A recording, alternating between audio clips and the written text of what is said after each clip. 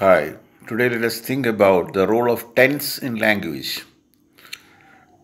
We can very well say tense gives clarity to the language.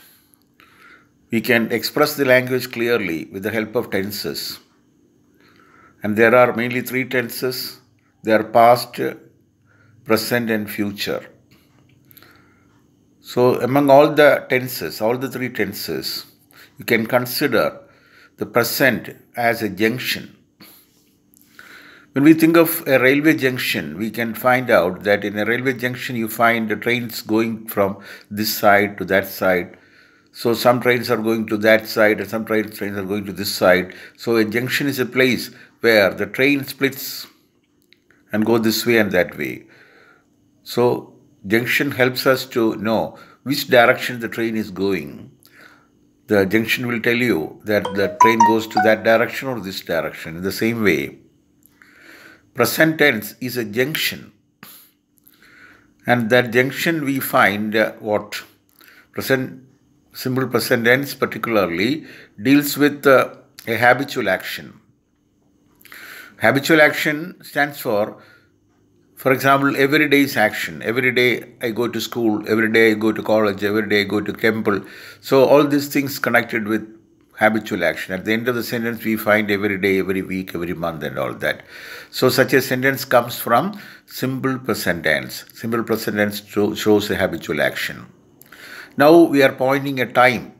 That time is connected with the past, present and future. When we say habitual action, actually habitual action is linked with the past, linked with the present and linked with the future, because the action started in the past is going on in the present and continuing in the present.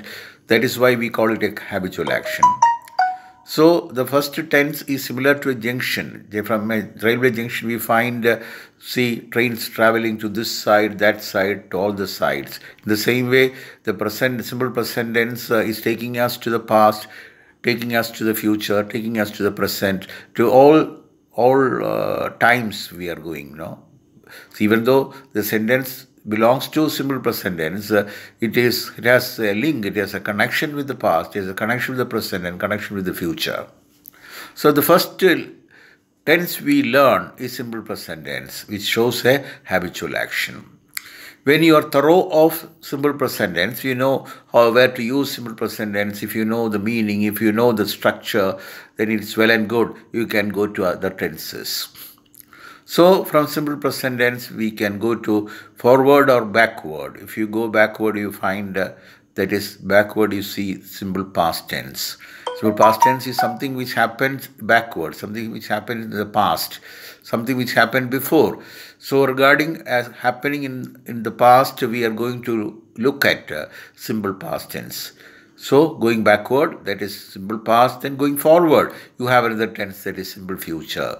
So when we come to simple future, we are going to talk about an action which is going to happen in the future time. So one is pointing the past time, another is pointing the future time. And we are in the middle, that is the present time. And the present time, that is simple present tense. So we begin with present tense, then goes to simple past, then we go to simple present. So three tenses are clear. The simple present is habitual action, and simple past is about an action happened in the past in a particular time. For example, yesterday. And about simple future also, it is going to happen in a future time. For example, tomorrow, it is going to happen tomorrow. So it's going to happen in a future time. So when this is clear means if you know regarding time and regarding tense and what is the nature of the simple present, what is the nature of the simple past, what is the nature of the simple future, then you are clear about the tense. You are clear about what you are going to say, clear about the action, or clear about the tense, and clear about the time, past time, present time or future time. Everything is clear. So now you know three tenses clearly, that is simple present, simple past and simple future. And after going through all the three tenses, now we can take one. That is one by one. One by one we can take. That is first we can take present tense. And when we are going into present tense, we find that again there are four divisions in simple present tense. Or present tense, there are four divisions. One is simple present, second is present continuous, and third is present perfect, and fourth is present perfect continuous. So some slight changes in all these four tenses. Regarding meaning, some changes comes. In the case of simple present tense, it is habitual action. In the case of present continuous tense, the thing is some difference comes. That means the action is going on at the time of speaking.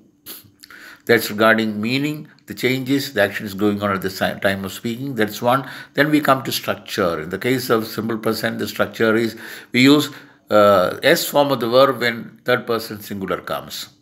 That happens in the case of simple present tense. Now we come to present continuous. What is the structure? We have a subject, and after the subject we have three auxiliary verbs. That is am, are. Is, am, are the three auxiliary verbs we are using in present continuous tense. Apart from that, when we go to the next part, we find that the continuous form of the verb, that is the ing form of the verb we use. For example, I write English every day. I am writing English now. So every day is now changed to now. I am writing English now.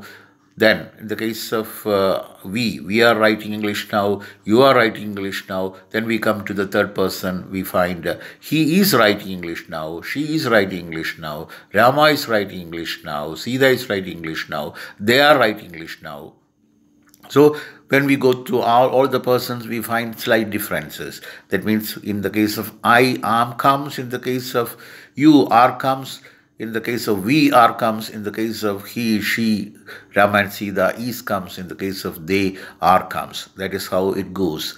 That is the case of present continuous tense. Now we come to the next tense, that is present perfect. Here the action is over at the time of speaking. The action is perfect at the time of speaking. That means action happened in the immediate past. Here the form here is we have a subject, and along with the subject we are using the past participle of the verb. For example, I write English every day. I am writing English now. I have written English. So I have written English. Here have comes. And have and has comes in the present perfect tense. If the subject is third person singular, instead of have we use has. I have written English, he has written English. That happens in the case of present perfect. So the action is over at the time of speaking. The action is over in the immediate past. The time is not specified. The time is understood. Understood that the action happened in the immediate past. That is I, subject plus have plus past participle of the verb. Subject plus have or has plus past participle of the verb. That is present perfect tense. That is I have written English. Now we have one more tense in the present, that is present perfect continuous. In the case of present perfect continuous, the action began in the past is continuing in the present. That means I have been writing English for 2 hours. I have been writing English for 2 hours. Here the structure is subject plus have or has plus been plus ing form of the verb. And either you can use or since at the end of the sentence. When we use for or since at the end of the sentence. Whenever we use for, it shows period of time. Whenever we use since, it shows point of time. For example, I have been writing English for 2 hours, or I can say I've been writing English since 8 o'clock. So that is in the case of the present perfect continuous tense. So regarding the structure and the meaning, it is okay. Then we come to the question pattern. When we come to the question pattern, we find that in the case of I write English every day, there are 2 words come in the simple present tense. One is do and does. The question do and does comes. For example, what do you write every day? I write English every day. And what does he write every day? Does comes when the subject is third person singular. What does he write every day? He writes English every day. So the do and does comes in the question pattern.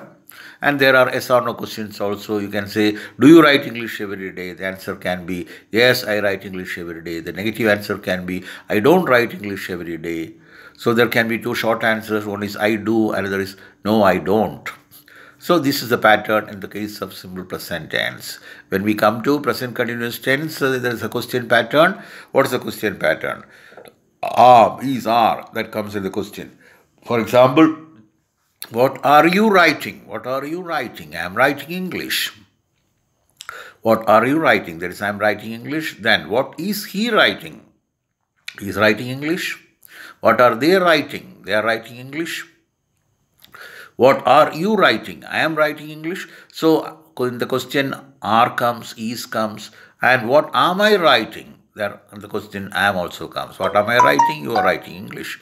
So this is the question pattern in the case of present continuous tense. There also you can use yes or no questions. For example, are you writing English? Yes, I am writing English. Again, the question you can say, are you writing English? No, I am writing. No, I am not writing English.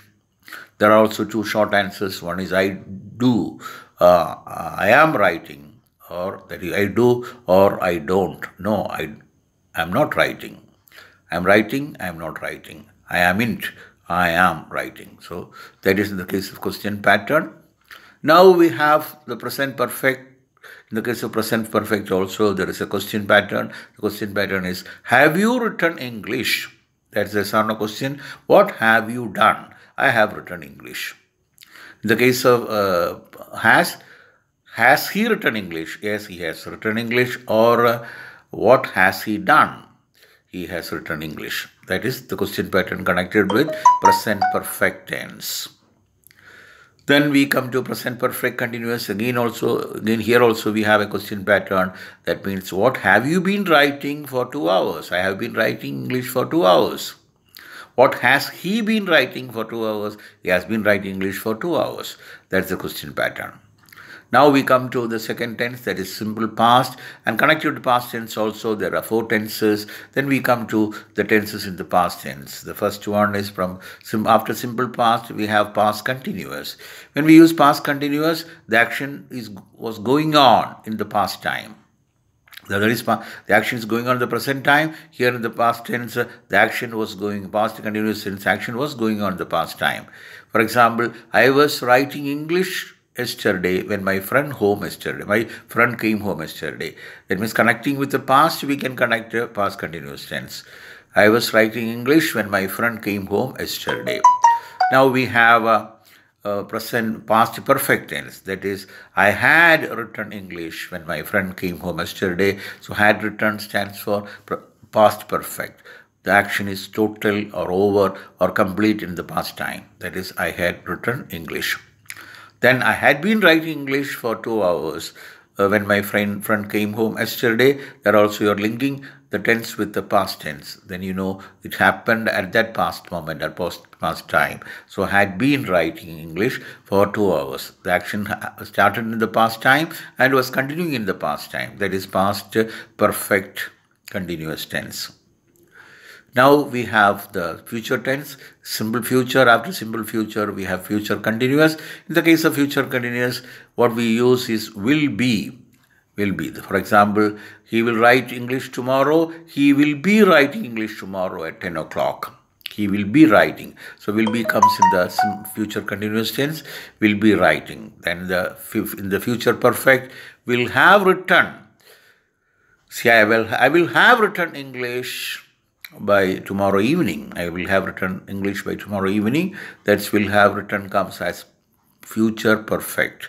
Now we have future perfect continuous. That means will have been writing English tomorrow by tomorrow evening. That is, will have been writing. The action is going on in the future time. It will be continuing in the future time. So we have been discussing all the tenses and also how we go from one tense to the other and what is the junction here from where we can start. So we started with the present, and from present we were going through past, going through future, and we were going through all different tenses. Totally we have covered now 12 tenses. Now we know all the tenses clearly. If you know all the tenses clearly, how to frame questions, how to answer questions, then you will be able to use the language fluently. So this is how you can improve your language, provided you practice. If you practice this, all these sentences are correct or right. If you know the right thing, then you can say the right thing. So may God bless you to know the tenses and use the tenses properly. Thank you.